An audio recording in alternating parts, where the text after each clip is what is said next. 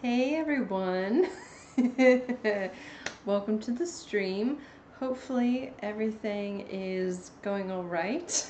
I really need to get a dedicated microphone. I literally say that every single time and then I forget. Anyway, there's a few of you already in the chat. So if you're new in, make sure you say hi, maybe where you're from, because that's always fun. Maybe projects you're working on. I'm just going to jibber jabber a little bit here at the beginning, as I typically do. There are lots of updates that I want to get through. First of all, I'm Jen from Actually Diet Art by Science, and today's live stream is going to basically cover spinning art Rolags, and I'll explain what those are as we get into the stream. But yeah, first thing I wanted to do is talk about some updates. Well, for those of you, oh, thank you, Chris. I really need a haircut, and the last haircut I had was my birthday last June, and the shape is just not flattering anymore, so I've been wearing it up more. And it's been a really long time since it's been long enough to wear up like this. So yeah, just kind of getting used to it. Yeah. Well, that's actually one of the beautiful things about having curly hair is I don't have to cut it nearly as often. When I wore it straight, I had to get it cut like every 3 months, like most women do. But yeah, when you take care of things, they tend to last, and that includes haircuts. So yeah, it's how to explain. So a lot of things have happened in the last couple of months. So for those of you who remember, I had COVID basically the entire month of January. I had about a week full of symptoms, and I felt terrible. And then I started to feel better. I did a live stream on a Sunday, and then I had rebound symptoms for the next 10 days, which really sucked. And then I started feeling better again. And then February is such a short month, it's like a blip. But I kept having a lot of this fatigue building up, and I've already explained this to my patrons over on Patreon, but it's one of those things where you know your body, and I felt so exhausted, and it was like impenetrable. And I've never felt like this before. I've done so many things in my life, like working 2 jobs. Back in the States, I used to work full-time for the state archaeologist. I ran Actually Died. I taught martial arts 4 days a week. That's a lot, right? And, yeah, I was in my 20s and I could deal with it, but I'm still young. This shouldn't be so dramatic a shift. So, essentially, I would wake up in the morning after sort of forcing myself to sleep for 8 hours, and then I would peel myself out of bed, and my eyes hurt, and I would tear up really badly because I was just so exhausted. And it went on for like another 2 or 3 weeks, and I was like, maybe this is long COVID. But my symptoms didn't really align so much with that. And then I work in a cafe, so we have regulars who come in pretty frequently, and she said, do you know what? I'm gonna go full fat milk. And she was someone who always ordered like the skinny whatever, and skipped looking at all the pastries that we had. Right, trying to be good. And it turned out that she had put her body into starvation mode to the point where her doctor basically said, well, we've ruled out everything, you just aren't eating enough, right? And she thought, well, this is amazing, because compared to her siblings, like, who just ate more intuitively, they were fine. They looked more healthy than she did, but she did all the, eating salads, cutting calories, watching all of that stuff. And I realized that maybe, just maybe, I wasn't eating enough. So I looked in the host of symptoms that actually correspond with this phenomenon, and even though I've not really had time to go see a doctor, because this is literally the second weekend this year, or the second time this year that I've had 2 days off together. So I've always had like a day off, and then as soon as I get all that stuff done on that day, I have to go back to work, so I've not really been able to catch up. But I am really busy, and I kind of have to run Expertly Dyed in my spare time because it's the only income that I have to pay for all of my student loans. So I dedicate a lot of my time to doing that, keeping it going. So I was looking into all the symptoms, and I thought, okay, what is a really good way to just test out an idea? A short-term experiment, right? So in lieu of being able to go see a doctor right away, because I don't really want to take time off to go do it, and doing it all in one day is very exhausting.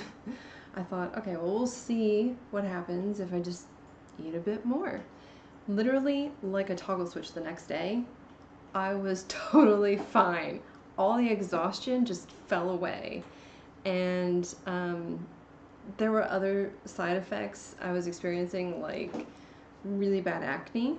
And as someone has, a parent who had really bad acne in his youth, I guess I was just really surprised at how bad mine was getting. And it was sort of like that cystic acne that starts from the inside and works its way out.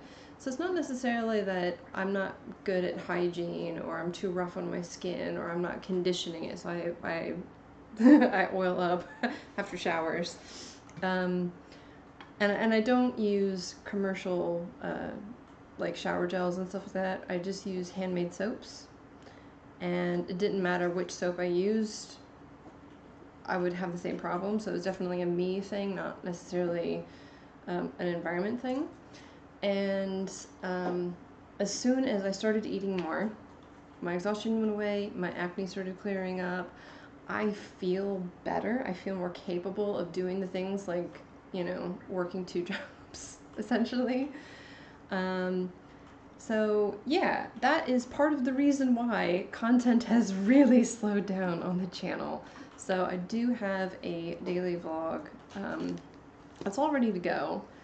I've just not had time to make the thumbnail for it because I've been playing catch up now, trying to get a lot of things done out of the way that have sort of been mounting, and it's only me that can do it. So I've been trying to get content out to patrons on Patreon, just because, they're paying a small amount each month for behind the scenes content, and they're supporting the channel outside of platforms like YouTube, so that I can do more behind the scenes with them. So basically I've been working on making content for them and sending them updates, but that means I've not really had much extra time or energy to devote to just getting more content out regularly to you guys.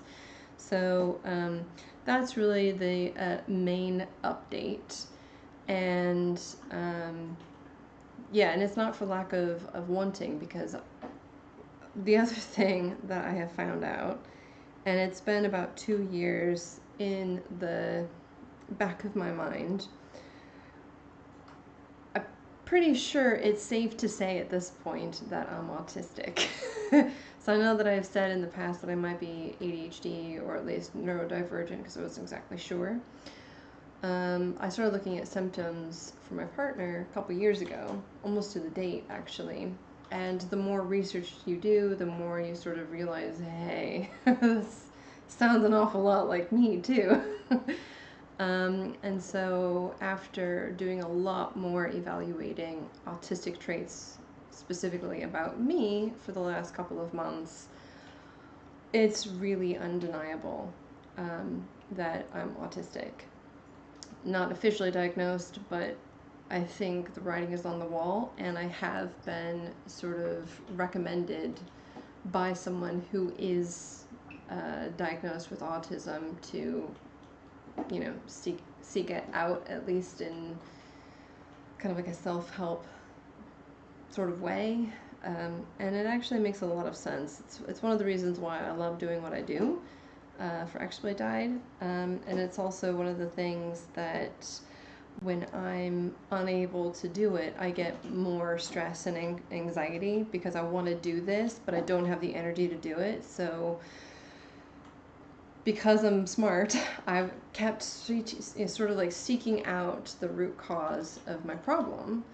And I'm pretty sure it's not eating enough. And a lot of these other symptoms I was having had like a knock-on effect. So not eating enough means you aren't losing weight, you're stressing out the body, right? So cortisol is probably through the roof right now. I'm probably doing a lot. I cycle to work, I'm up and down stairs at a busy cafe all day, and then I come home and then I'm either running on the treadmill or lifting weights. And then besides that, I'm doing like household chores, chasing the cats because I love that, especially Layla. Layla loves to be chased. So yeah, I know that I had said before that I need to like do things for me and like put content out based on my algorithm, not YouTube. I think also it's a matter of getting like my health back in line with how it used to be. And it's one of those things where like you don't realize that you're doing something that is potentially negatively or adversely reacting to your natural systems until it's like a big problem. So if it's a big problem as it is, then it's going to take months and months to kind of sort itself out.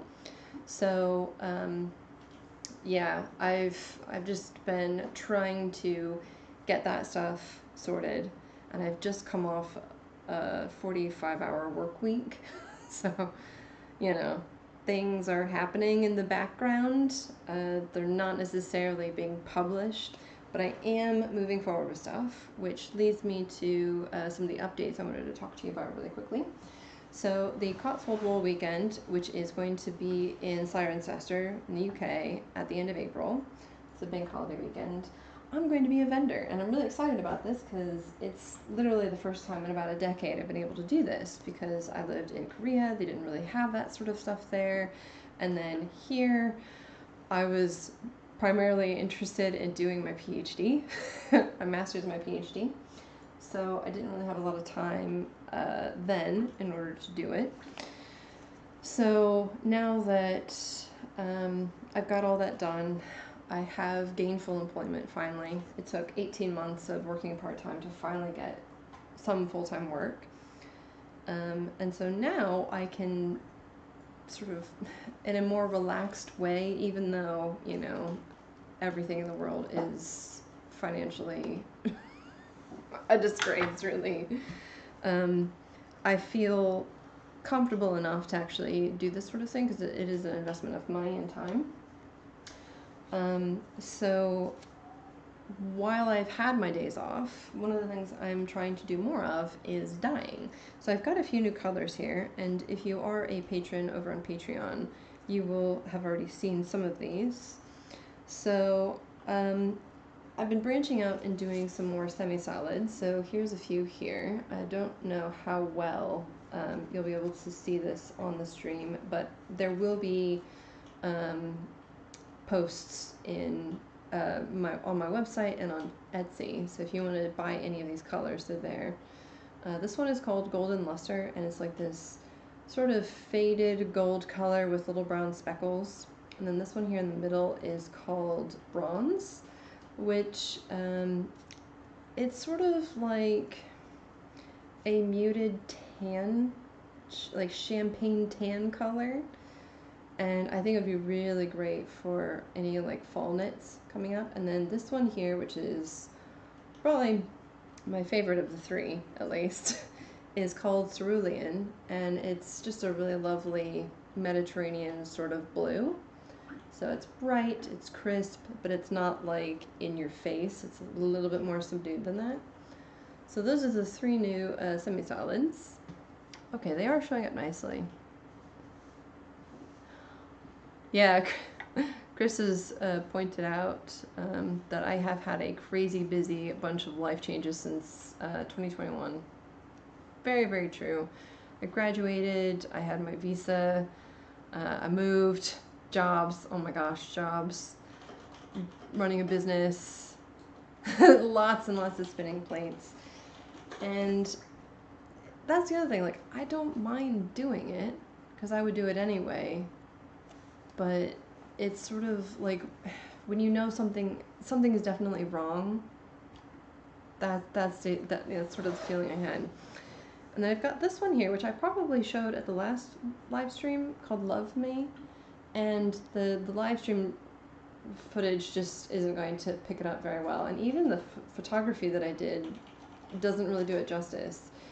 Imagine sort of like you took a bunch of pastel colors and did like a watercolor painting with it, so there's some bleed into like the purple into the yellow and whatever, but it kind of goes and it gives you sort of like the impression of flowers.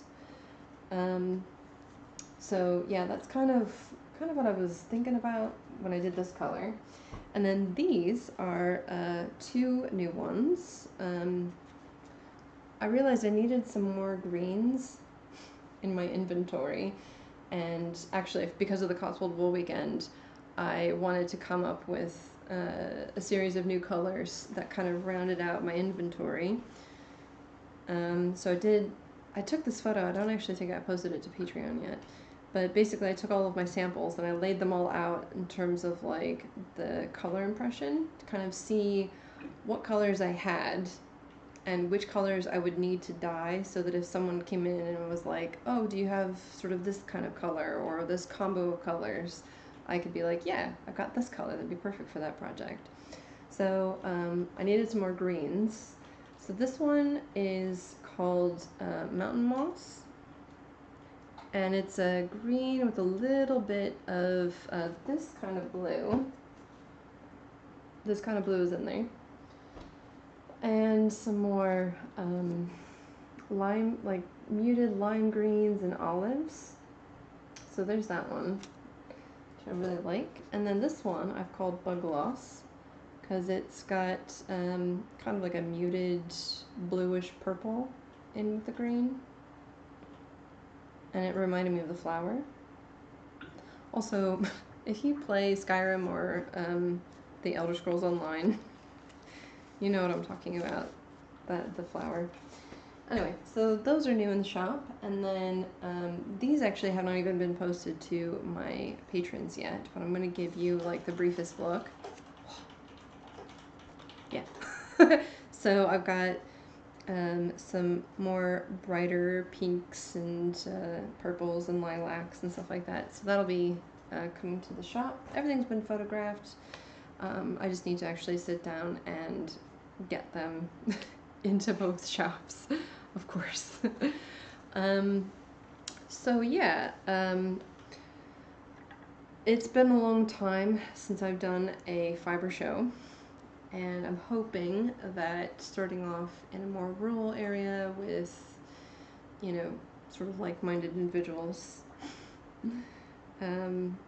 it'll be an easy transition back into the scene. Some of those much bigger fiber shows are very intimidating, and since it's been so long, I need some kind of segue. So I'm looking forward to just dipping my toes in and meeting other locals who do similar things as me. So yeah, so that's that. Because I've been spending a lot of time on this, I haven't been doing a lot of other projects, but I have been doing a lot of behind the scenes filming. So like you might be able to see back here, my loom is now empty. That means the giant woven blanket is off, and it's like 98% done. All I have to do is finish the fringe and then toss it in the wash. But a cat was on it earlier, so I didn't get a chance to finish it. It's nice knowing that the cats approve already. Yeah, I will be returning to doing normal filming as and when I can, but I can't promise there will be much in the way of new content until May. So maybe a couple of formal videos, some live streams, and then, you know, we'll resume some normal-ish content in May. Yeah, so let's see here. Was it the only other thing I wanted to talk about? I think so. I also don't think I showed off the last live stream where we did Rolex spinning, which was this. It was a blue-faced letter, a blue-faced Leicester Shetland mix, and I had no idea how it was gonna go, but I made a bunch of Rolags, and during the stream we just spun. So this was actually really nice to do, because unlike a lot of my other content where I'm doing tutorials, for example, I've already done it. I've already done the spinning. I'm proficient at doing it, and so I can explain it to you as a beginner. With something like this, I feel like it's a much more organic, authentic experience because I'm showing you while doing it for the very first time. And it's not often that you actually capture those moments. So it was kind of fun for me to kind of be like, well, we'll see what happens. If it fails, it fails. And oh yes, it is so squishy. Oh my goodness. It's kind of bulky. It's definitely outside of my normal range, but that's one of the things with spinning long draw that has always been difficult for me, which is getting kind of like the thicker yarn range. It's a lot easier for me to spin till it's like really thin and then it breaks. But I wanted to get something that was a bit thicker of a yarn diameter. And I'd say this one is definitely a worsted bulky. And what was the final tally on it? It was 106 yards and 70 grams. And I have on here, to dye, knit into a hat. I don't know what I'm gonna do with it. If you have ideas, 106 yards, it could be a hat, I think. 100, yeah, about 100 yards should be enough for an adult-sized hat, or a kid's hat with pom-pom. Although I would probably keep it as like a beanie or a slouchy hat, maybe. So if you have any ideas for this project, let me know in the comments below, because I've not really knitted with any of my woolen spun yarns before. So it would be good to do a project with that and sort of follow up on it. Just gonna take a quick sip here.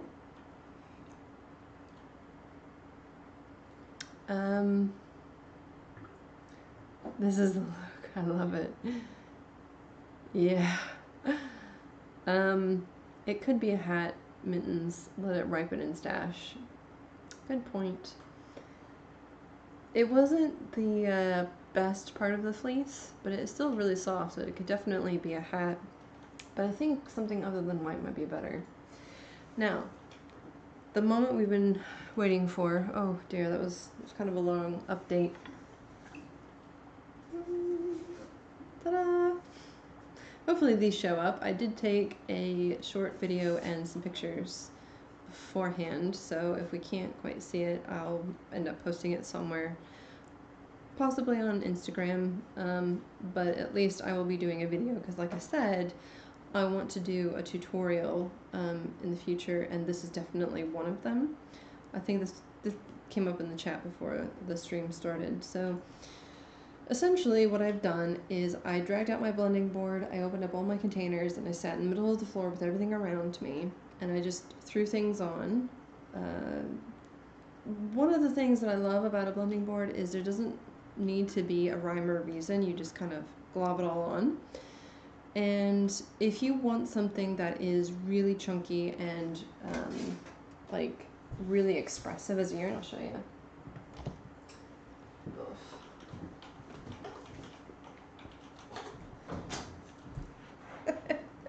I got it a little bit too far out of reach. Yeah, so if you want something that's a bit more expressive, these are the yarns that I had in the thumbnail for today's live stream. You might be able to see just like how thick and chunky this yarn is, and actually Because I don't have a bulky flyer for my wheel, I can't get those big beautiful skeins. I get a bunch of little ones, so this is actually 2. But you might be able to see, oh, there's a lot of texture in there. Yeah. And that texture is formed by kind of laying things down onto the blending board and not really blending it or evening it out. It just, when it comes off as it does, then that's just it. So the end result, this was just a 2-ply. I didn't do anything other than just let the yarn happen when I was spinning this. And I wanted to have a refresher with the blending board before I did this live stream, because it may be still a little bit of time before I get a tutorial out with this. So yeah, you can also see with this one, if you've got like those big long locks that don't necessarily lend themselves super well to being carded, and they don't have to be that long. I think my kitten carder does not like locks that are over 5 inches. So what I have done in the past is I have cut them, controversially. Or sometimes when I'm all done, I will pair some locks with a bat so someone can buy it and spin it however they want. But you could also just lay the locks on the blending board carding cloth, and when you're spinning it, it's a little bit more difficult than what I'm going to show you today. But when you're spinning it, you just spin the lock kind of like an undrafted bit of wool, if that makes sense.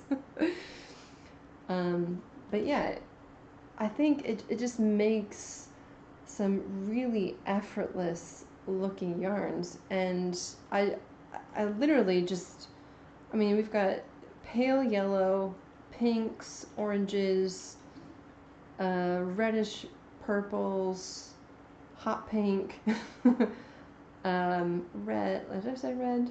Red. There's even some blue in this one. So it's pretty much every color imaginable that was in my stash that has made its way into this yarn. And I don't remember exactly how many yards are here, but again, it's 3 little skeins. And you just pick up a Rolag and you go. It's very easy to achieve something like this, which is one of the reasons why I wanted to get a blending board in the first place, because I really struggle with trying to let go of my desire for perfection. And it's almost like the more I think about my past behaviors and responses to things in my environment, and I realize just how the autism was there and just never really noticed. So yeah, and that's in contrast to this sort of yarn, which was my last live stream where I was spinning combed top. I've plied it and washed it now, and it's much more even. It actually kind of matches my shirt. But hopefully you can kind of see that. I mean, it has its own artistic value just because we've got some like barber poling happening with the color, right? But this is a true worsted because I spun it worsted, and the other made from Rolex is more like woolen. And I say woolen like this because it's not technically. I did sort of a supported semi-woolen style where I did draft between my 2 hands a little bit, so I wasn't actually like compressing or smoothing the yarn as I was spinning it. But sometimes I did, because if you're just throwing a bunch of short fibers in with longer fibers, you kind of need to get the shorter fibers to stick, otherwise they'll just fall out. So I just kind of use whatever spinning procedures I needed to achieve, you know, a strong yarn. So now we've got all these Rolags, and whenever I do one full board is 4 Rolags, and they're all roughly the same size. They range between 1 to 2 grams each, which is very similar to what you would get with maybe a bit more actually. So maybe about 3 grams each. I don't have a scale with me. This one feels heavier. But this is probably about 50 grams worth of Rolags. Possibly 60 grams. I don't know, we'll see at the very end how good my guesstimation skills are.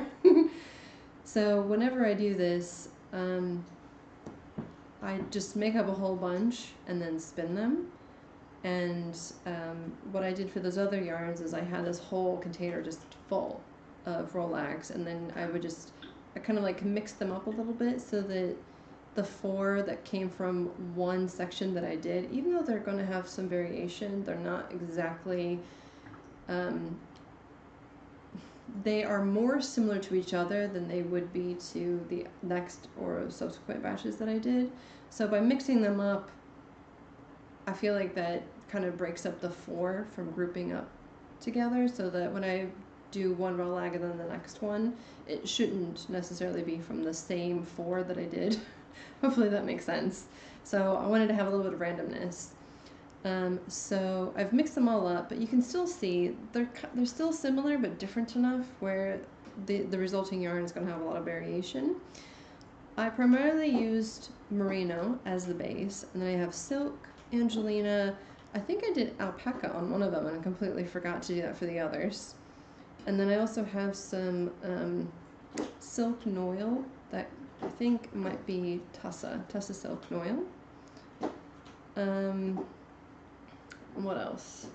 I think that's pretty much it. It was mostly merino. So this is actually going to produce something that's slightly different than the art yarns I just showed you, and this one that I did initially, because this was very, very, very smooth.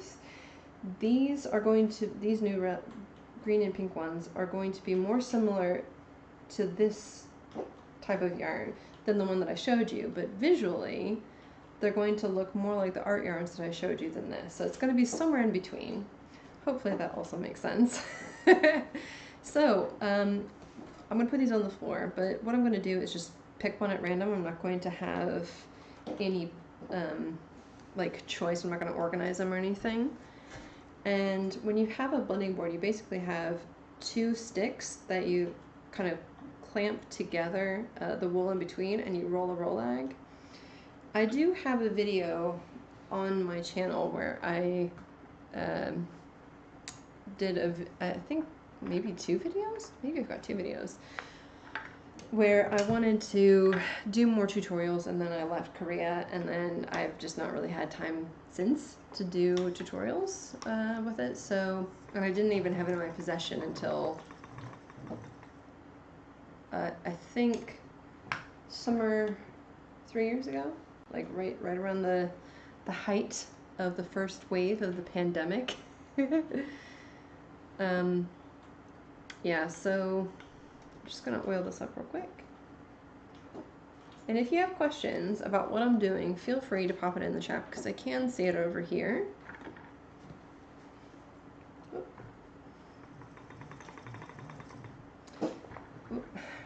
Gotta do a little bit of more oiling.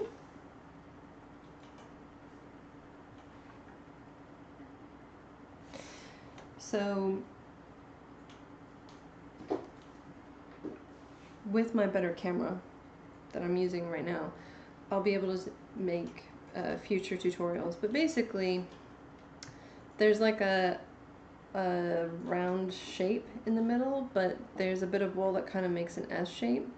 And that's because the 2 bits clamp the wool, like the 2 sticks clamp the wool in the middle. And then when I roll it, it forms kind of like an S shape in the middle. So it's not like the Rolags that I used for making this yarn, is what I'm trying to say. But I'm going to still spin it similarly.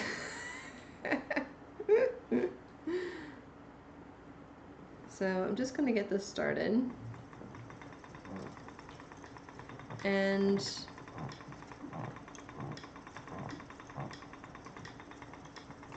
oh, off to a great start. Oh dear. That's okay.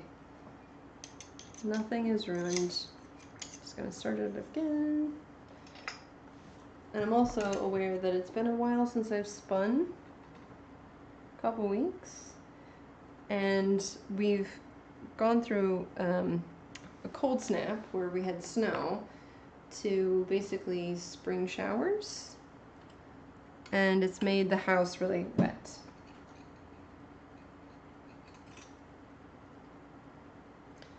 I tried airing it out a little bit yesterday, and that sort of worked, but my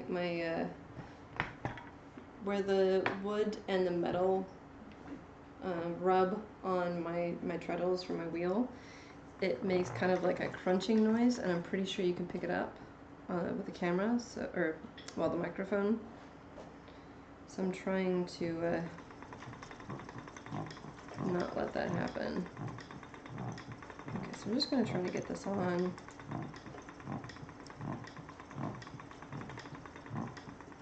The tension is unfortunately a bit high. Let me know if you can hear that.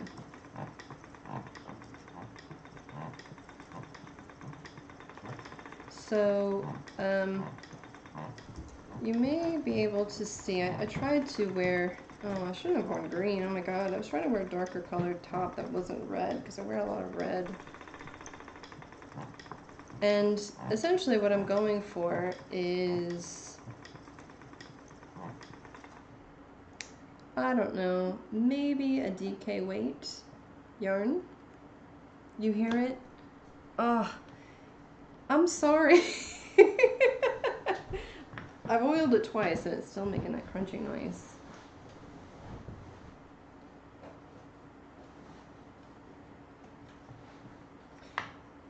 So it's basically where the two treadles meet in the middle. There's like a little, I don't know what you would call it.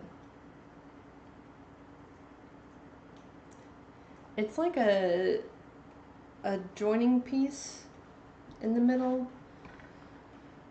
So it sort of is like the front post, so that when your feet are on the treadles, they don't sort of bow in over time, right? Because your feet are heavy, right? And if you're pushing down, that's going to present a weak point.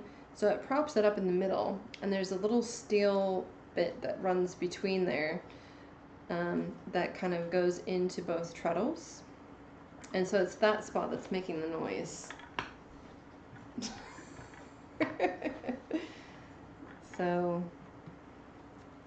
yeah. maybe that was enough.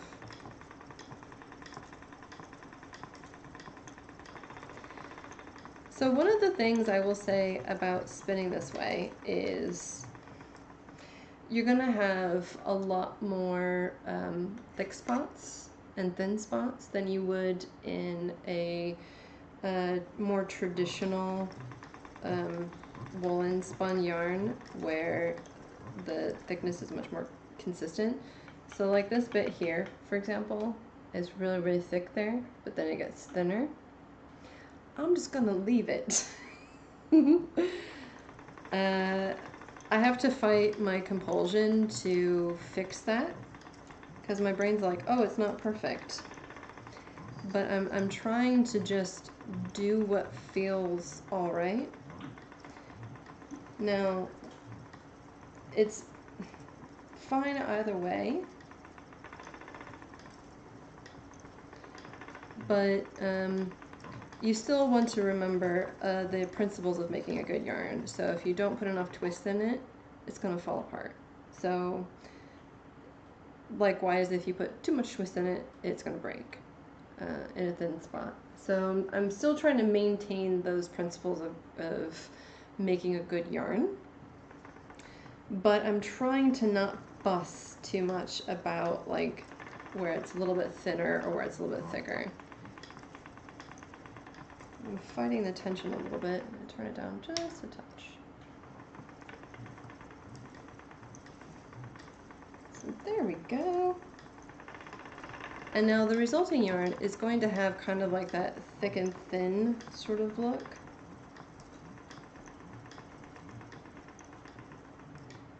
So I'll show you here.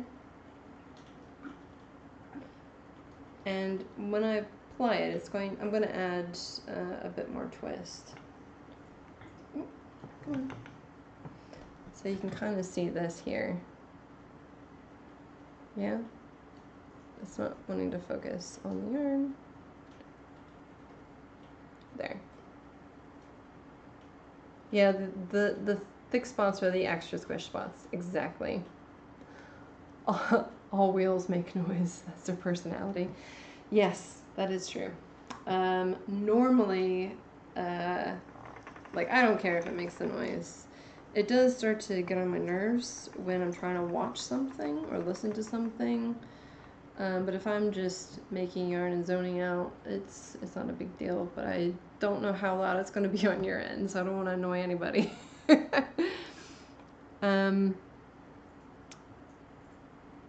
In the first yarn, you corrected that S bend in the middle.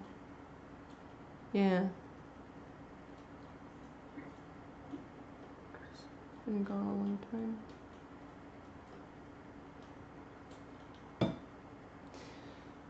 Cool. She's been on a break. has some cricks to work out. And I'm doing my best to just not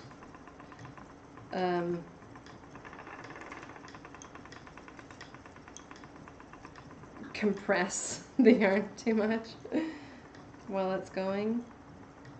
Oh, that one was a long, the long draw was very long on this one. So because you're not necessarily brushing it so that it's absolutely perfect, I used combed top for this. So there, it kind of like, it doesn't really chunk up, but when you put it on, it might come off in chunks. And so what happens is you might get a big chunk like this, the spot in the middle that I just did. My camera setup is always a little bit different every time, but you might be able to see the thicker spots in there. Yeah. So those thicker spots would not necessarily happen with a well-made Rolag with hand cards, for example. And I think that's really the main difference I've noticed with just spinning them. So I'm doing them as a long draw, but you can also, like, if you aren't very good at long draw like me, let me say it again. If you're not very good at long draw, like I'm also not good at long draw, you can also spin this worsted. So you just pretend like it's combed top and you just short draft right into your wheel. So there's lots of ways that you can spin yarn. And so I'll show you in this next Rolag, which I'm going to get on here. So let's say you don't know how to do long draw, but you saw these, or you've had these, or you've made some. How do you spin them? Literally, you just pull it forward.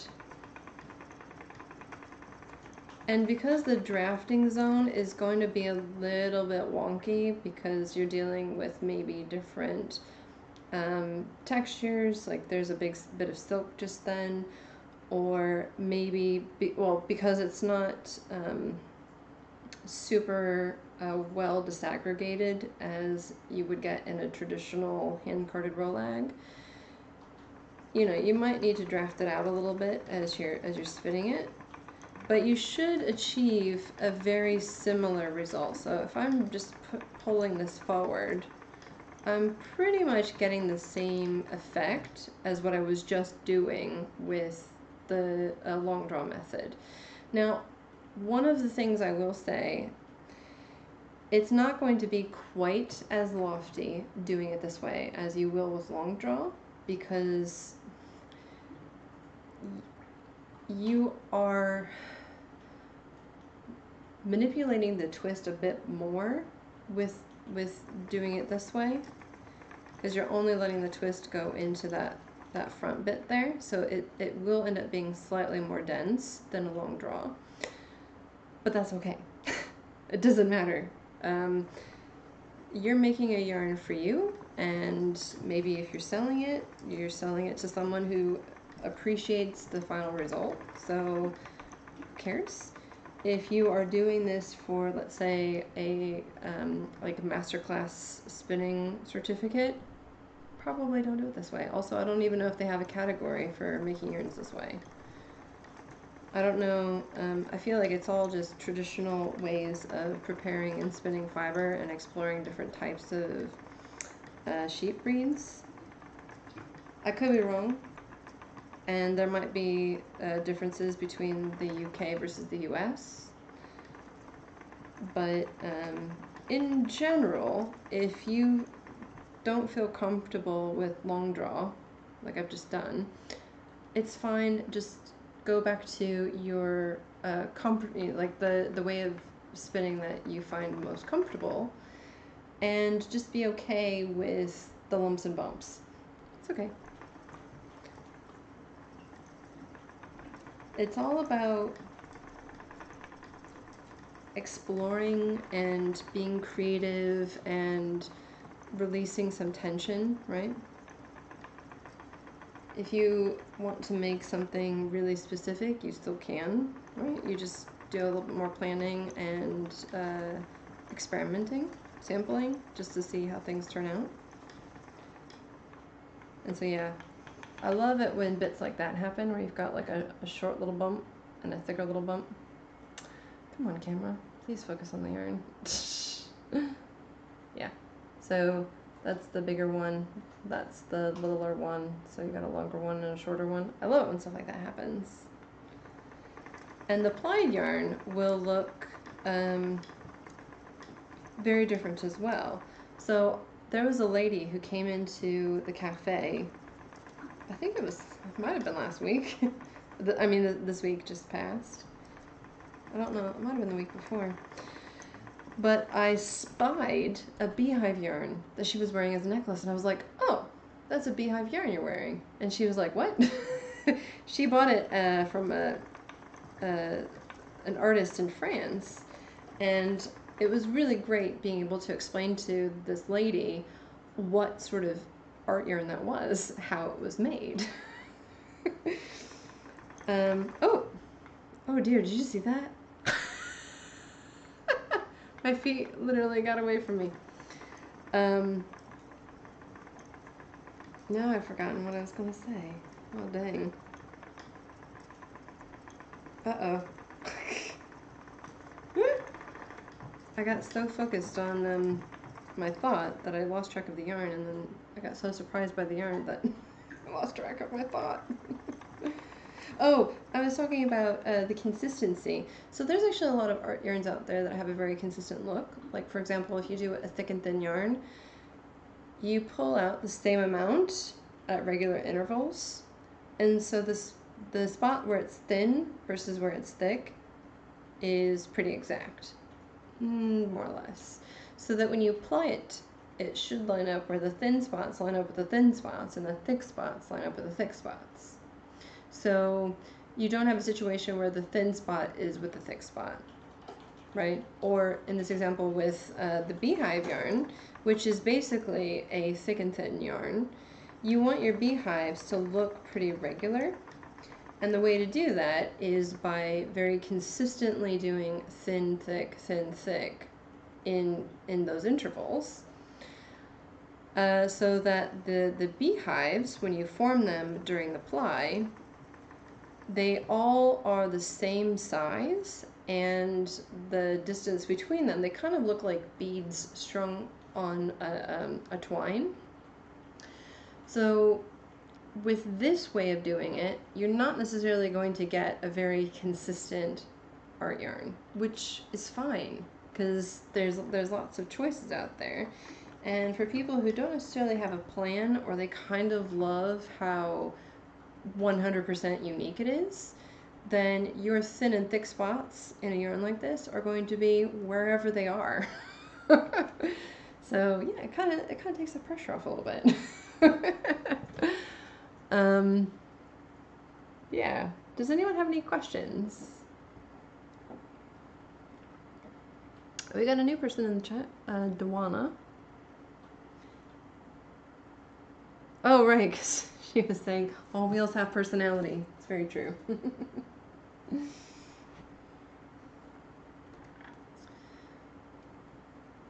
So we're just going to carry on here for a little bit. I'm going to talk about some other live stream ideas that I've got. So one of the things I've been wanting to get back to is publishing. I still have this desire to publish my thesis, but I don't know if it's going to happen this year, especially with everything else I've been going through. It's a lovely idea, and it may still happen, but I need to focus more on projects I can reasonably accomplish in my spare time, the little bit that I currently have. So how do you guys feel about me taking a break from doing more of the spinning activities and working on my warp-weighted loom? So for those of you who haven't been here as long, during the summer of 2021, I had a paper abstract or experiment abstract accepted for the European Textile Forum I think it was held in Germany that year. And I was going to go. I had all of my experiment stuff made up. I had all of my yarns. And it was all hand spun. I had my starting borders for the experiment. I had everything labeled and wound. I did videos on some of the process. And I got some really interesting insights from the spinning of it as well that I've not really been able to talk about. And then when I was at London Heathrow about to fly, they said, sorry, you can't. And what happened was the requirements for travel between the UK and Germany at that time changed right in the one most inconvenient time possible. So previously it was you needed to get your paperwork, or your paperwork had to be completed more than 5 days beforehand before you could go. And then they switched it to being within 5 days. And so there was nothing I could have done. I couldn't even talk to the embassy to allow me to go. And so just because of a matter of circumstances, I ended up having to get as much refunded on the trip as possible, which I didn't in the end. And then I had this whole project plan worked out and no loom to work on. And so I felt like, well, I still want to do this. And I thought, well, let's just get a warp-weighted loom. They're not at the store. You can't just buy one. You have to get one made. And because my loom weights that I researched for my PhD are really difficult anyway, because they're huge. They're, like this big. And so when they're that big, there's also the space requirement. So I needed to have room for the loom weights, and I needed to have room below where the heddle was so that I could switch them. And then I needed working space. So the loom just kept growing and growing. And I also needed it to be freestanding because I often don't have walls where I can lean it up against. And if I wanted to take it out for demonstrations, I might not have a wall to lean it up against. Also, there's a controversy that I talked about briefly in my thesis about whether people in Iron Age Britain actually held their looms at an angle in the first place. So if you're not sure what I'm talking about, I do have a live stream where I talk about some of the experiments that I did previously. I think it was July of 2020. It's the Festival of Archaeology live stream that I did. And yeah, I've done some work on it, but I had a different camera set up, so you really couldn't see what I was doing. And I didn't want to waste my experiment yarn when I didn't have a good camera set up. And I also thought, maybe I'll go the next year. It turns out I didn't have any money to go. So I've just been holding on to this. And I've got the loom. It's already made and in the other bedroom. So yeah, I need to do something with it. And because so few people do this research, it's important to get the information out there, I feel. I mean, since the embargo came off my PhD thesis in January, a lot of people have read it and downloaded it, and some of them have actually come back to me with questions. So, I feel like it's doing some good work, but I know I could do more. So if you want to see me do some weaving for the next couple of live streams, please let me know. Because otherwise it might be easier to just film bits of it and then splice it together to make a video, which I'll probably end up doing anyway. But I wanted to take this to the Cotswold Wool Weekend as a demonstration, because I'm in a unique position having the loom in the first place and knowledge of at least one way in which you can use it, and also being a vendor. So there's lots of intersectionalities that I can sort of examine by doing this experiment in a public space and getting real-time feedback from fellow fiber artists who sometimes you encounter one who's done similar things. I know there's going to be medieval distaff spinning on display. So there are already people who are engaged in experimental archaeology at the event. So it seems like a fun idea to kind of bring the loom. But I also need to get through sort of like the initial setup and weaving a little bit before I go, because no one wants to see you set up something. They want to see it in action, right? So I'm going to have to do those bits, and doing a live stream might be a good way to do that. Ooh, I'm struggling with this Roleg. It just fell apart, which is fine. Just pick it up from the floor and add it back in. I think the pink wool is a finer merino than the green merino, and so it doesn't hold together. It hasn't held together as well as Rolag, which is fine. It's a nice long pink section I'm going to have here in the middle of this yarn.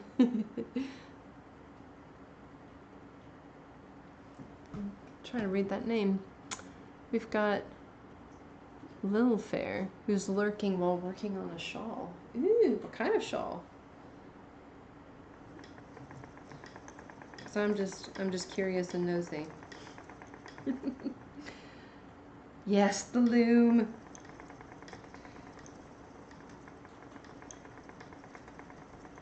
Also, because the loom is so tall, I have to stand on a step stool to get it started. I'm not super tall or super short or anything. I'm 5'6". But to get like those initial rows started, when I practice on the loom for the videos that I put out, I want to say August last year. No, I think I might have done it in August. Maybe it was June last year. It will be in my library, obviously. So if you want to check back about 8 months, there should be a video where I talk about going to Belgium, or just after. Anyway, I did a little bit of weaving, but I had to stand on a step stool to get to it at the beginning.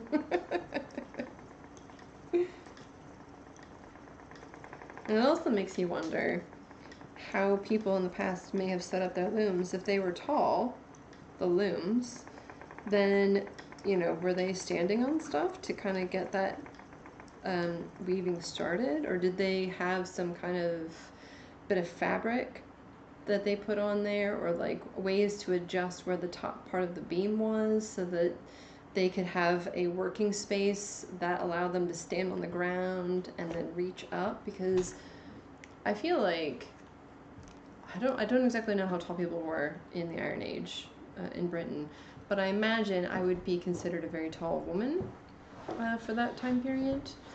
So, you know, it's like when you engage in stuff like this, you sort of think about the practicalities of doing it. Like, what would they have done? There's a whole host of ways you could solve that problem, many of which would not require standing on a step stool. But maybe they did. Who knows?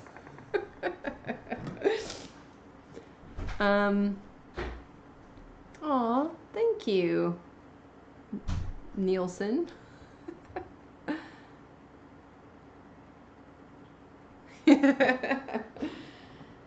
It's like a therapy session.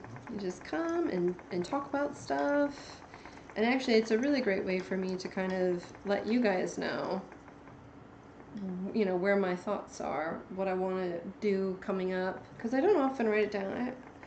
I am good about keeping myself to task. Otherwise, I would not have, you know, done the PhD, because it was 20 years in the making. I graduated from high school, I think it was like June 14th of 2002, and I graduated with my PhD on July 21st of 2022. So you need to have commitment and desire to, you know, keep on things like that. But I don't know. I feel like it's a nice way to be transparent with your audience, because there's lots of things that Netflix has produced. Like, I'll give you an example. Dark Crystal. I love it. Absolutely love it. I've watched the show a couple of times now, and I'm so mad that Netflix canceled it, especially after they went through all this effort to make the puppets for the show. And it's very creative. It's a fantasy world. It's beautiful. You have talented artists, puppeteers, the whole works. It was mostly puppetry that they did. They did a little bit of CGI. But the reason why things like that hold up so well is because you're using real materials. And, you know, it's inspiring. You know, people who are really creative, they love that kind of stuff. I mean, puppetry has been one of our forms of entertainment for thousands of years. So, you know, I feel like we should be embracing stuff like that. But anyway, Netflix canceled the show, and there was no transparency on why, right? So if I said, oh, I don't have the energy to make this kind of content, then you guys know. Or it's not really something I'm interested in doing. Okay, so you guys know. But equally, if I'm like, hey, I would love to make this kind of content, and you guys are like, oh yeah, totally do that, because I've seen other people do this and I really love it, but I also want to watch you do it, blah blah blah. Stuff like that. I feel this is one of the things that makes creator operated content so much better than just traditional forms of like cable or big broadcasting companies, is because you're often dealing with one or two people. Sometimes you have like a small group, but mostly YouTube has like single host creators. And so we have a lot of opportunity to indulge. And so, I'm indulging in all of my thoughts during these live streams. But I also feel like it gives you guys a lot of transparency into my thought process and encouraging, different types of content through this process. I mean, if you want interesting things to watch, this is a great way to do it. And another example of that is Critical Role. So for those of you out there who are critters, who love D&D, that's just probably one of the big ones that you see, because Amazon Prime produced I think they hosted, I don't know all the details about that, but it's on Amazon Prime, where you can watch The Legend of Vox Machina, which it was a storyline arc from their first campaign from the podcast that they did with Geek and Sundry, which is another YouTube channel that has lots of different shows that they host. But that was pretty much just fan supported, and boy did they come out in droves to support it. And their successes are because they had a real passion to do it, and the people who supported them really, really wanted to see this made. And so all the stops got pulled, and they're like, you do it. I had a really difficult spot there, so I'm just drafting it out a little bit because it was not going to hold together at all as yarn. So yeah, I think actually there's more here than I thought initially. I said there was probably about 50 or 60 grams, and the normal bobbins that come with the Kromsky Minstrel hold about 4 ounces of wool. So actually, I might have more like 70 or 80 grams of Rolags. So when it gets plied, it'll probably be more like 2 skeins of yarn, which is fine.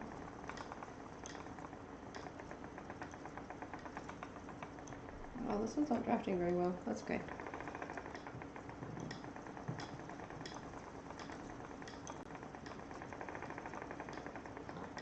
All right.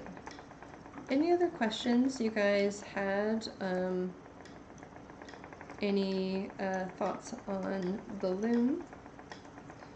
I haven't really thought about where I was going to put it, because the reason why I'm sitting here now, instead of where I have been traditionally during my faux live stream stages, my partner bought a coffee roaster, and because it needs to be vented to the outside, the only reasonable place we could put it was in the corner that I had claimed from my workspace. So I've been kicked out into this one. So when we initially moved in here, we've got like this weird little space. Like one day I'll just do like a little tour with my camera to kind of show you guys, but it's basically the space is as wide as a couch, with no room to walk. Just that is the size. So I don't know what is. It's about 6 feet. I want to say 6 feet wide, and that's it. Yeah, it's about 6 feet wide. And because there are radiators on either side, it makes that space slightly smaller. And then there's 2 side windows and then 2 windows that come to a point. Like I said, it's a weird space. Or as the lady who rented it to us described it as, it is a space with character.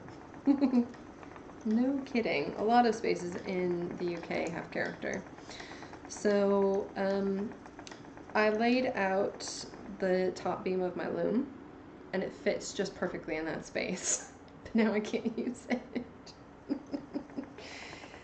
And it does take up a lot of floor space.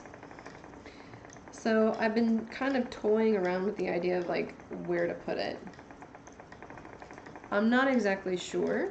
I could probably do it in the space that's behind the camera here, or I could clear out this whole area and have it up against the window, because there's actually a decent amount of light. I could probably benefit from using natural light while I'm doing the weaving and filming and live streams.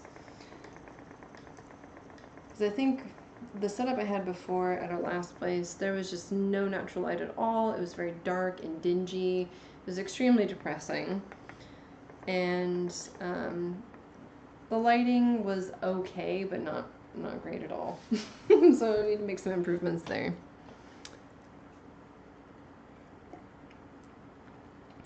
Yeah. Chris says, yes, please, if you could show us anything about that loom you'd like to share, and especially, if possible, revisit how you did the ending hem. I was intrigued and confused about the technique. Yeah. I've already got the starting border made, because that was filmed and put in a previous video. But I can definitely try to revisit the ending hem, because I'll probably need to anyway for that project. It's easy once you actually see someone do it successfully. You're like, oh, I understand what you're doing. The way I was doing it, though, I was dealing with problems at the same time. So that's what made it difficult to understand what my goal was. But yeah, I would love to do the work I initially wanted to do on that project, even though I'd have to alter it slightly, because I don't have the same access to the weaving specialists as I would have had at that conference. So I'll have to change my research question a little bit to suit my current circumstances. But aside from that, I am very happy to drag all that out, get it set up, show you guys what the stages are, and try and get that published, both in video format for you guys, but also in an open access format, so you guys can read the official paper at the end. If you don't know about it, there's XArc, which is experimental archaeology publication that is online. It's EXARC, and I think it's .net. I published at least one article with them. Yeah, I published one article with them, but I would like to do a sort of a follow-up to it, using this upcoming experiment for that paper. So when it gets published, you'll be able to read it for free. So you'll have the experience of doing it with me through the live streams and the videos and all that stuff, but then also be able to see how I, you know, relate this to the archaeological material.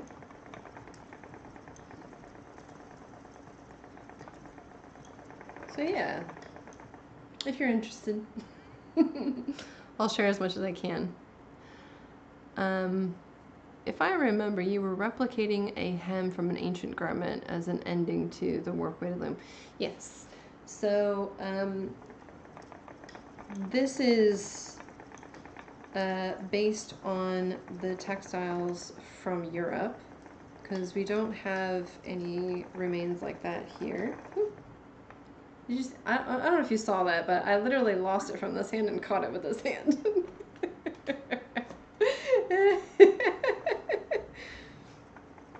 I promise I know what I'm doing, sort of.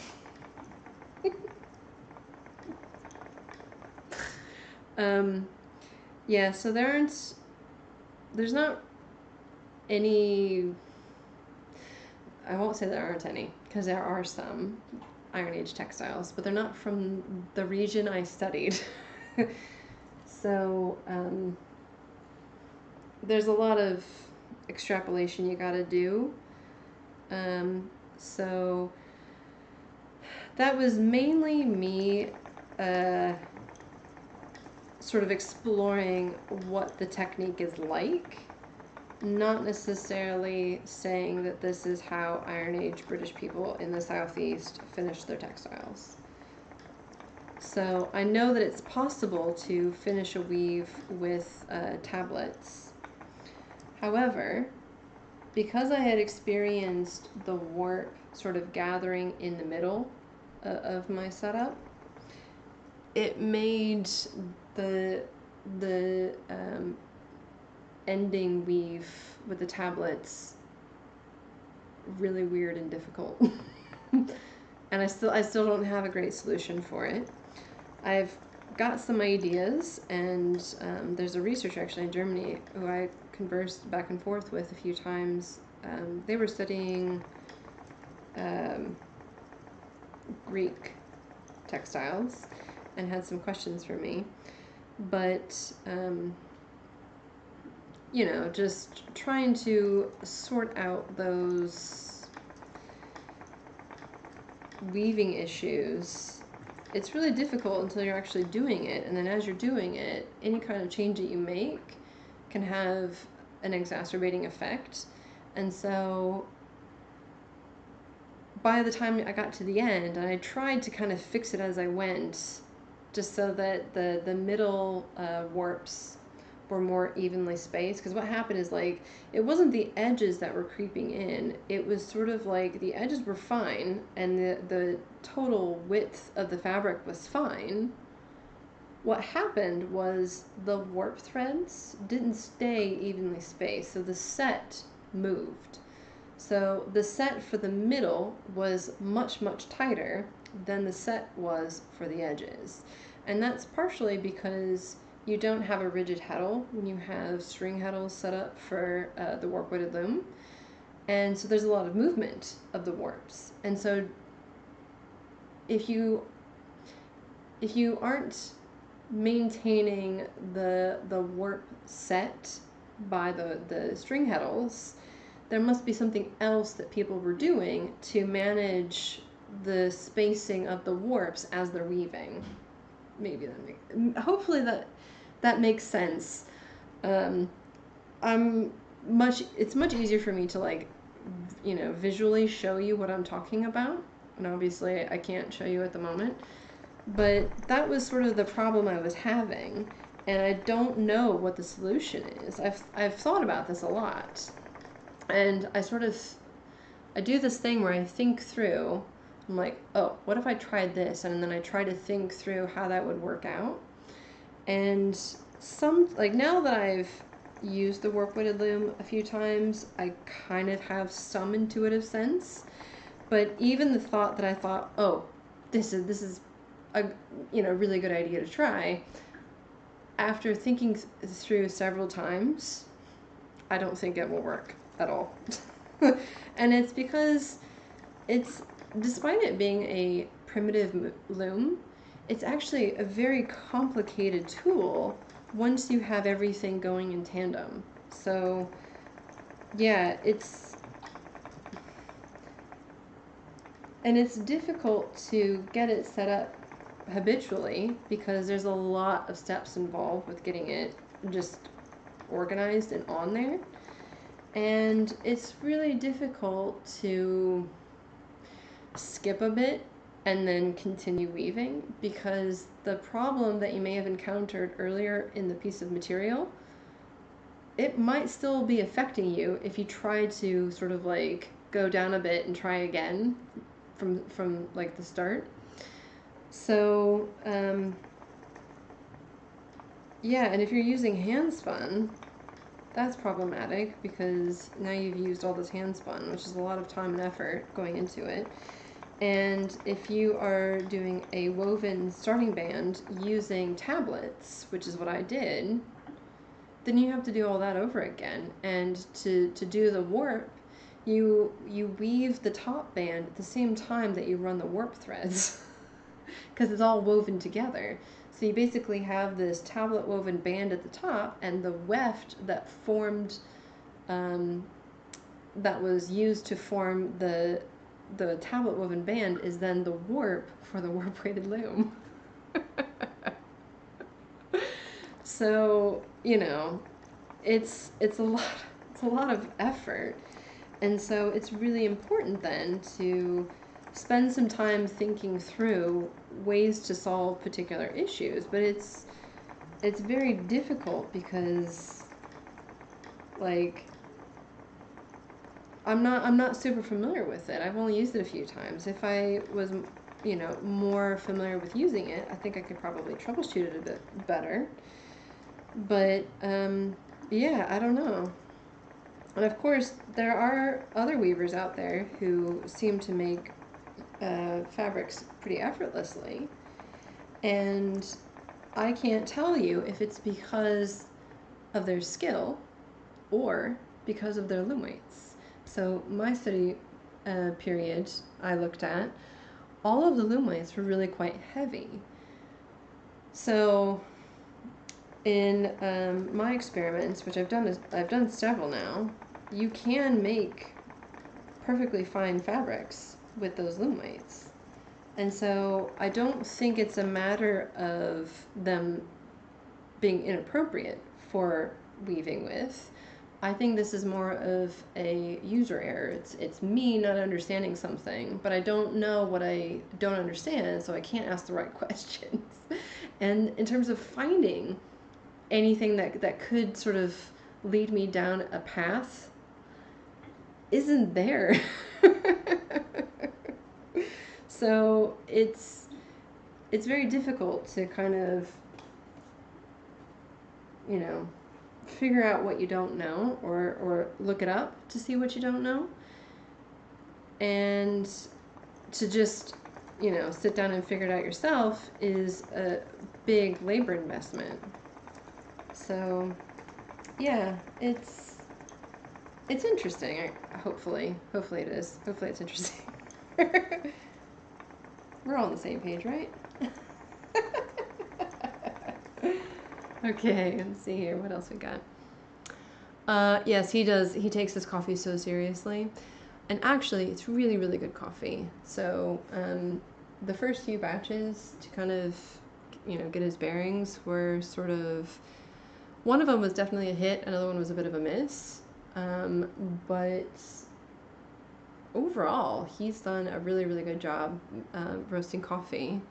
And now we have so much coffee. And because I did so much work in the last couple of weeks in the mornings, I'm not going to come home and have a cup of coffee, especially after I've had like 4 coffees at work in the morning.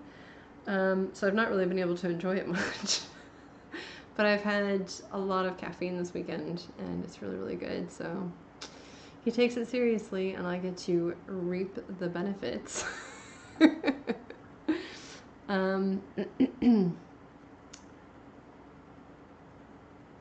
Yeah, so Chris has asked me, what got you interested in the warp weighted loom?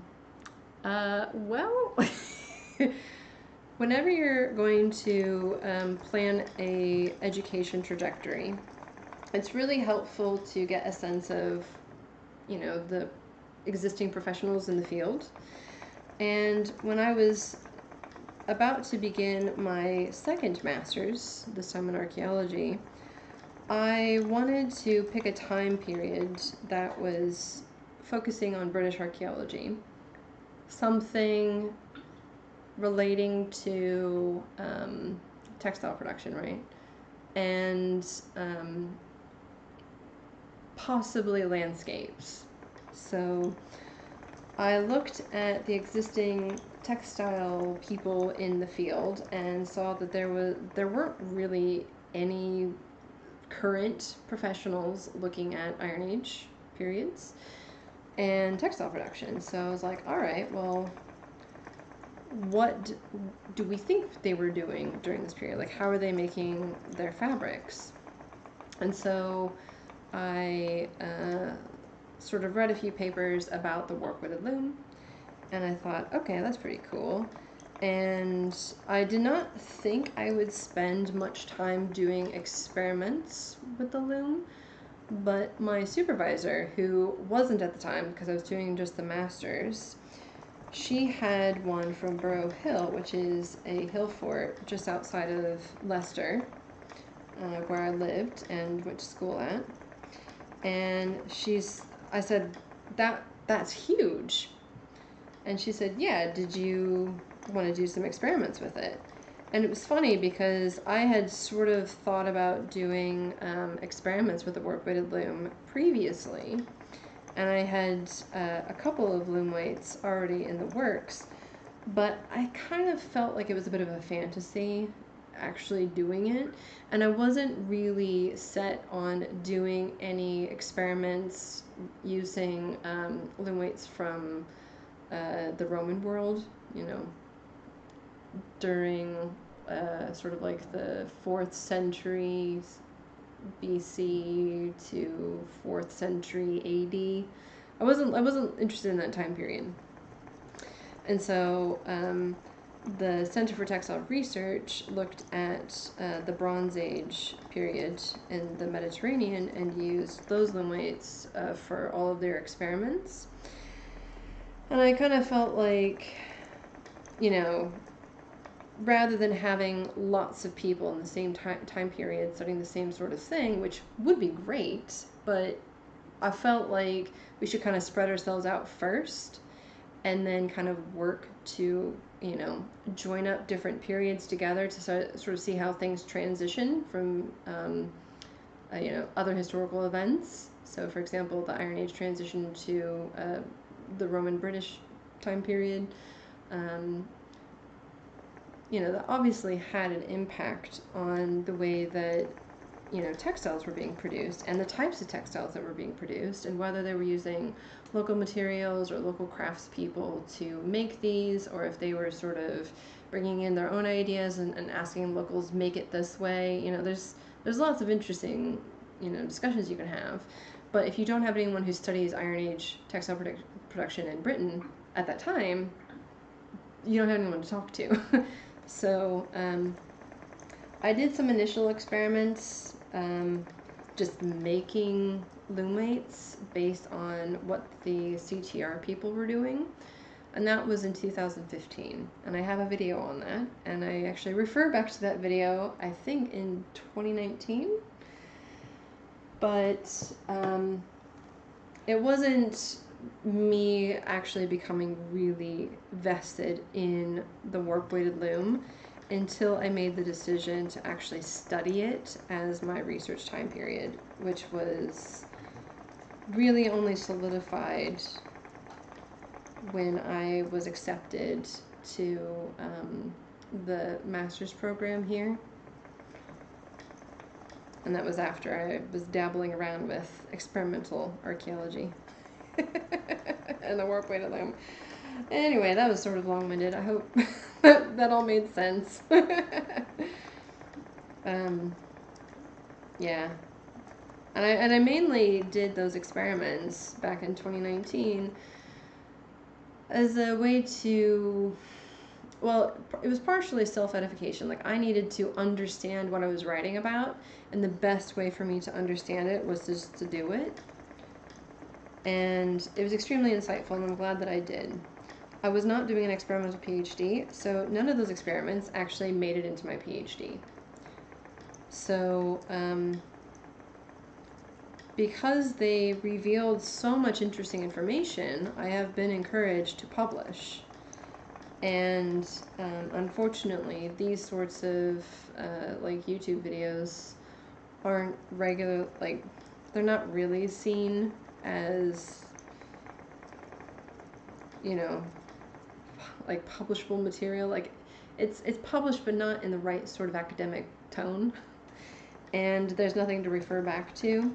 So I need to do more formal publication methods in order to kind of validate the stuff that I've already done, and also in moving forward, kind of building off of what I've already done. Because, you know, knowledge is cumulative, and this is exactly what I've done. Is now that I kind of know what I'm doing, I need to build off of that information. So, you know, even though I initially wasn't really interested in doing an experimental PhD, because they're very difficult to do, by the way, that's one of the reasons that officially got me interested in doing stuff with a warp-weighted loom. And then in terms of getting involved with the warp-weighted loom in general, came from needing to solidify a time period I was going to research. And then in terms of just like trying to dabble in experimental archaeology in the first place was back in 2015, when I just happened to read this newly published article that the CTR put out. So I guess there were 3 phases in which I really got into it.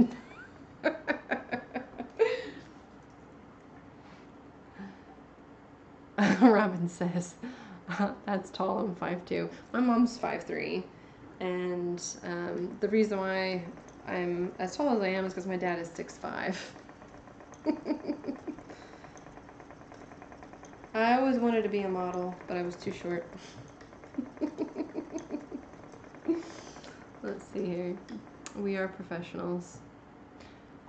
Chris says that she has that set issue with her rigid heddle loom. Now, I find that really interesting. So she's referring to the bit I was talking about where on my warp-weighted loom, the set in the middle of my weaving would be higher, right, more dense, than on the edges. It would be lower, less dense, right? So I don't have, so my loom back here is a Kromsky rigid heddle harp loom, the 32-inch one, and I've never had issues with it changing the set, even on the edges where you would expect it to kind of nip in a bit more, right, as you're weaving. I do get a set change whenever I'm using different yarns. So if I am using a different gauge yarn, then it will affect the set. But that was to be expected. Sorry, I burped. And I don't know why, but it tasted like berries. Oh, I had a kombucha, that's why. It all makes sense. Oh, I'm so glad, Chris. I'm so glad. But that, you know, it's one of those things, like, I never thought that I would use databases for anything outside of what I had to do for a job. And I've used nothing but databases to complete my PhD. Would not have been able to do it without it. So I never really thought I would become involved with the warp-weighted loom until I realized that this is the time period I wanted to study. And I never thought I would become like really involved with it until I realized the best way to understand what it is that I'm trying to study and explain in text form is just kind of do it. So, yeah. Anyway, what time are we at? Oh gosh, it's already 5:30. I tell you what, we had our time change here in the UK last night, and it has been throwing me off all day. I had to take a package to the post office, which our local post office is open on Sundays from like 8 to noon. So I like to, you know, take that opportunity, especially if I have a Sunday off like I did this week, to take packages, because I often don't have time or energy to do so after work during the week. So I thought I was having, not necessarily a leisurely morning, but just kind of like not rushing myself too much. And then by the time I got all ready to go, it was like 11:45. And when you work on a day where like you don't want anyone to be there so you can close up early and go home, having someone walk in just before you leave, be like, hi, I gotta ship this package. Oh, I feel so bad. But yeah, so I guess if we are cool with the idea of doing some warp weighted weaving, and the reason why I'm kind of running it by you guys today is because you're kind of like my regulars, and it's not necessarily as accessible as what I'm doing here with just spinning some Art Rolags. Having a warp weighted loom is a serious investment of time and materials and knowledge building. Like, you can kind of make do with sort of like the simple versions of all this stuff where you're not as confined to a time period as I am. It's still kind of complicated because it expects you to have more knowledge of how it works and how to fix things and how to manipulate warp threads and stuff like that as you're weaving. And so it focuses more, like, there are two ways to think about it. You can have the expertise and abilities built into the weaver or into the apparatus. And in the case of a warp weighted loom, it is built into the weaver, not the loom. So it's a big learning curve, and it's so much easier setting up a rigid heddle loom and as a beginner just making your first scarf and being happy with it than it ever would be with a warp weighted loom. There's just so many things. And if you don't know how to do something, it's not like you can just go to, thousands and thousands of tutorials out there. Kind of have to stop and figure things out yourself, or know where to look, and you might not necessarily know that. And I did it again. I let go and I caught it with his hand.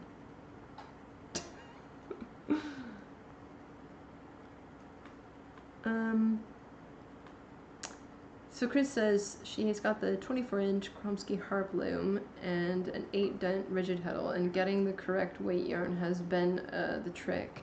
Yeah. So I think in part because I'm really focused on perfection, it hasn't been a real issue with me, because I've got this one, which is, I think it's an 8-dent. It's let's see, 2, 4, wait, 2. It's an 8. This is the 8-dent, and I use all sorts of gauges in it, and it turns out just fine. So I tell you what, if you can do a video or take a picture and show me, I might be able to help with, like, I'd love to do tutorials with a rigid heddle loom at some point in the future. And since I find that kind of an interesting quandary to be in, like, that I've not experienced, so I would have difficulty replicating it. If you could send that to me, that'd be great, because it would help me kind of like work out like how, like what I would have needed to do in order to make that problem happen. And then that could be really useful for tutorials.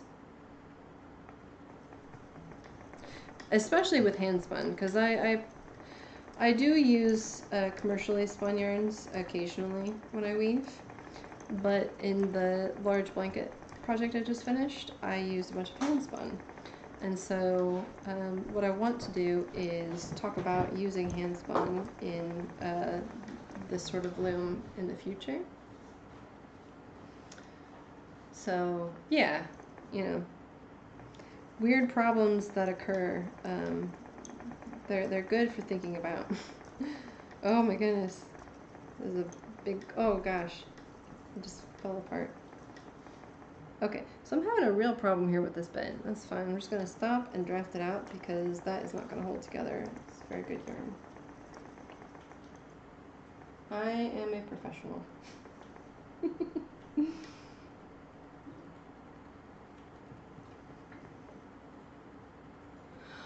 Crystal said that she watched a video of someone setting up a warp weighted loom and it was a little insane.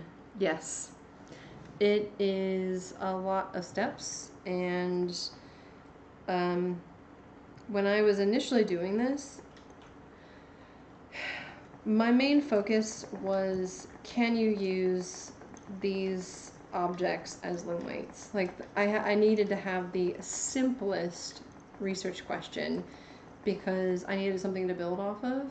No one had done experiments with the warp weighted loom and these loom weights that I was aware of at the time.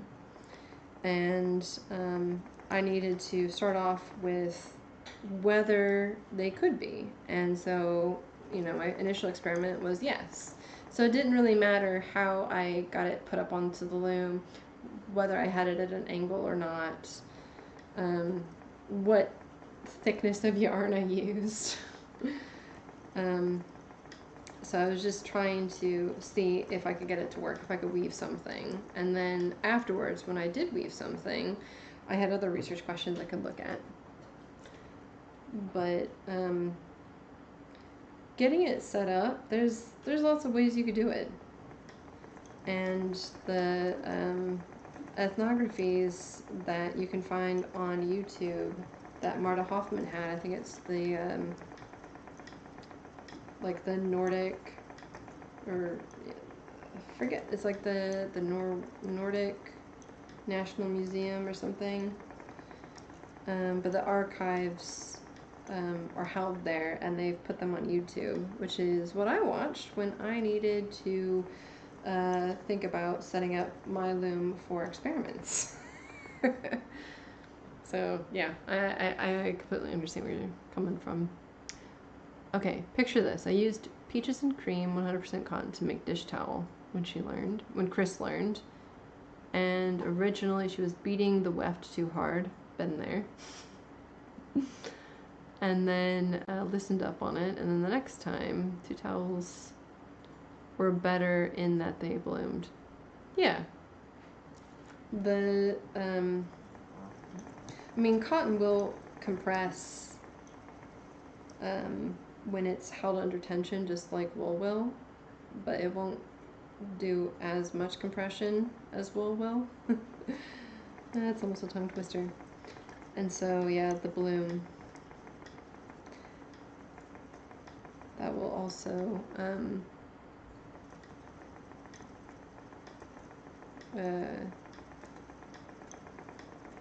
affect the final look of it.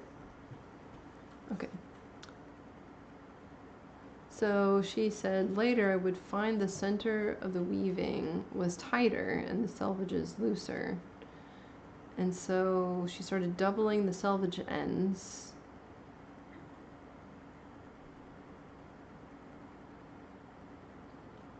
Oh, okay, yeah. So what she's discovered was if you open the shed, put in the shuttle with the yarn on it, put it into neutral, which is sort of like the middle position where the threads have not been separated into like up or down. Then you beat, and then you put it into the down position. Or, you know, if it was an up, neutral, then into down after you've beaten it. Mimicking the technique of a floor loom, like a seori. Interesting. I guess I didn't think about doing it that way, because the way that you figured out how best to weave is what I did initially. So whenever I weave and I beat the weft down, I always do like a 35 degree angle of the weft from the point in which it's connected up, from the fall of the cloth. I put it into neutral, and then I beat that part down, and then I put it into either down or up depending on my pattern. So I was already doing that. In fact, when I was doing my daily vlog episode, I think 59, where I wove the silk and the wool together in the same project, because those threads were so fine, I didn't change the dent. I still used this big one for those, you know, lace weight yarns. What I would have to do is, if it was in the up position, I'd put the thread in, I put it into the down position, I put my beating stick in, put it back into neutral, and then I would beat that down. Then I'd take the beating stick out, put it back into down, put the next weft thread through, put it into the up position, put the beating stick in, put it back into neutral, then beat that down. So I had to be very delicate with that whole process, or else I was going to get broken warp threads left and right. So yeah, I imagine now what you were doing and how that would result in it. But yeah, that's interesting. I did not even consider the way that you did it would be a possible way of weaving in the first place. Interesting. And I actually didn't watch a lot of people weave before I got my first loom, which was, I think, in 2013. Yeah, 2013. Fascinating. Oh yeah, Chris, you said you were spinning flax. I saw that comment. I just spun flax for the first time, warped the harp, and wove a sample using this technique with a tendon, and you love the results. Awesome.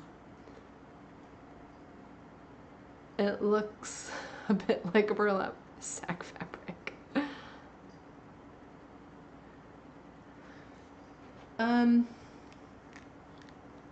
Yeah, and it won't shrink too much. But one of the things that you can do to finish off woven linen is, if you've got like a glass smoother, it'll flatten it out more, so it won't look like a burlap sack. Also, I don't know.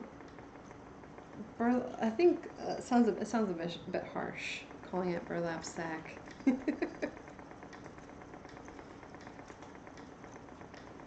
I still have mine, and I don't know what to do with it. Got it here. Still. This is the linen that I spun during that live stream that Chris was referring to.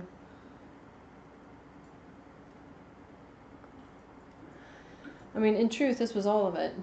So I'd have to get more if I wanted to make a bigger project.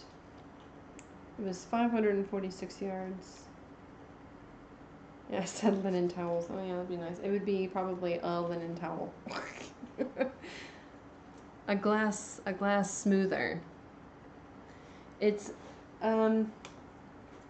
don't know where you can go to buy them, but basically it's a bit of glass that's about this big, right? And it's got smooth edges, so there's no, like no roughness, and you know it's glass, right? So it's smooth. And what you do is when the fabric is wet, right? You've just washed it first time. If you run this bit of glass over the surface with pressure, then it flattens out the yarn. So instead of it being like round, it kind of makes it like this. So it's got a nice flat surface. And because the glass is a smooth surface against the linen, it actually smooths out any of like the fraying that might happen when you're weaving with the linen. And so you get this almost silky like sheen on the linen when you've done this, and it will soften it slightly. So it's, gosh, I must have watched a video of someone doing this ages ago. I can't even remember who it was. I know it was a woman who did it, but that video was already a bit on the old side when I watched it. It might still be up, I don't know. Yeah, a glass smoother. And you might actually find something like that on Etsy, maybe.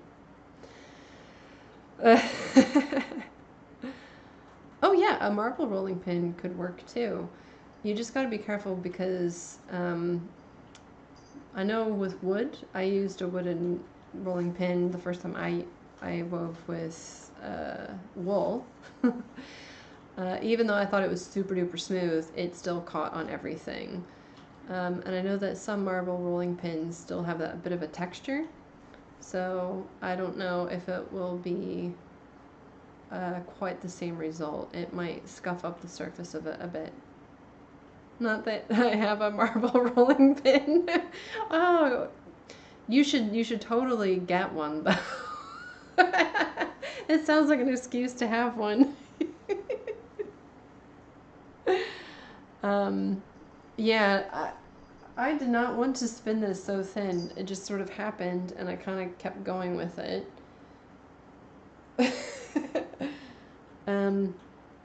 Yeah, gosh, what did I say? I don't think I said on here.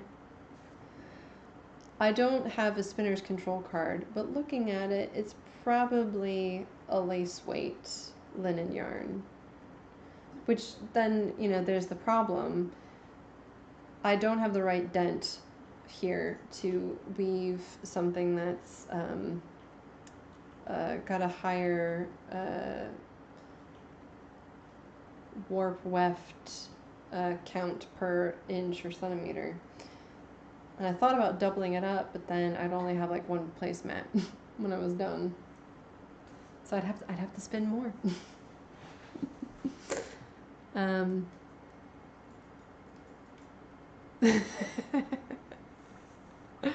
One of those face stones. Oh, yeah. Improvise. If it's a smooth piece of glass, so it won't catch on the surface of your weaving, and it's something that you can like apply pressure to, so it's something solid, not like a hollow piece of glass, because I imagine that would send you off to the hospital if you apply too much pressure. Then yeah, improvise. If you've already got something, then just use it.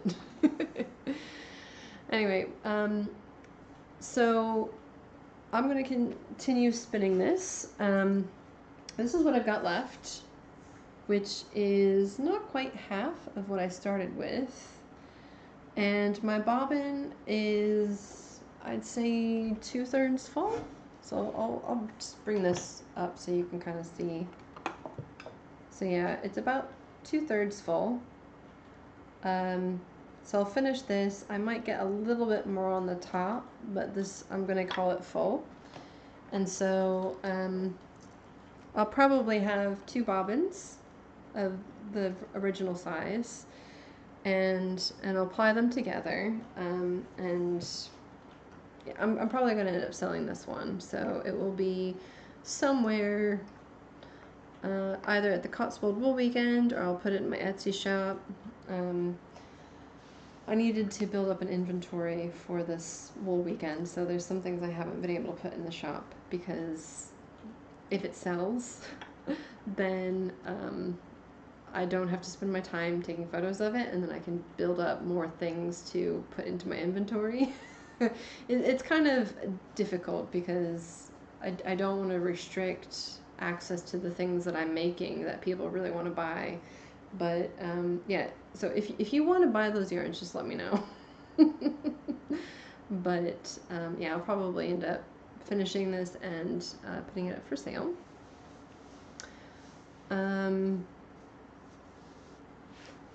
What else?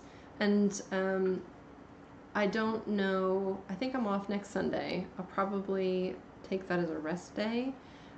If I'm off one of the weekend days the following week, I'll probably do the live stream where I'm doing work weighted loom stuff. So be sure to follow my socials and keep up with that so you can kind of keep track of how things are progressing on my end. I am going to finish that thumbnail for my patrons so that my next daily vlog, daily vlogs, I need to find another name for them. That will be, it's already been uploaded for like the last week and a half. That's about how much spare time I've had lately. So that will go up. I will put the photos of these new yarns onto my Etsy and Expertly Dyed shop so that you can buy these colors. Again, 100% repeatable, so you know, if you've got a big project, you know, get however much you need. And then the new colors, I will post these new ones for my patrons first, and then I will get those also up into the shops. And yeah, keep you guys updated about the Cotswold Wool Weekend, and try to get some things posted now that I feel much more energized. You know, fixing your metabolism is serious business, and it's really difficult actually for me growing up chubby kid, now years of dieting, and being really good about eating healthy foods and portion control and all that stuff and exercising regularly, to then be like, yeah, just kind of eat whatever, however, you know, if you're hungry, just eat. It's a big hurdle to get through right now, but I do feel much better. I'm trying to not look at what the scale is saying. But hopefully all the health issues are done, stress levels can go down, all that stuff will be kind of done and dusted, and then I can actually get on with the rest of my plans for 2023, which will be good. In the meantime, please subscribe if you haven't already, and turn on notifications. That way you'll know whenever I have a new video or whenever I'm going to go live. You'll get a notification usually about 30 minutes prior to that. Follow my socials if you want to sort of stay in the know about things that are upcoming or stuff that I'm working on, or just pretty photos. That would be nice too. And for those of you who want to, you can contribute to my Patreon, which is also linked somewhere. I think it's in the description below.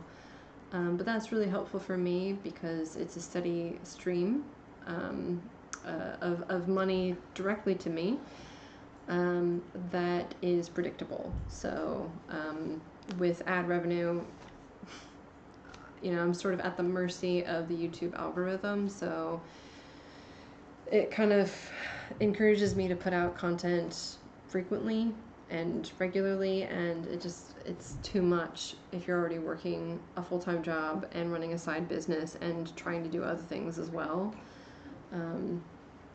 It's not great, but you know, it's just, I want to put it out there and overcome some of my personal hurdles about, you know, asking people to contribute to my existence. It is very difficult to say, but there, I've said it, so out of the way. But otherwise, please give this video a thumbs up if you haven't already. Any other thoughts, suggestions, comments, you know, just sunny hellos, you know, put that in the description below, as that actually does help the algorithm.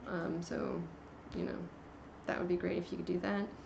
thank you all for joining me today on this Sunday. I feel like that the hour change has kind of made me a bit whack today, but oh well.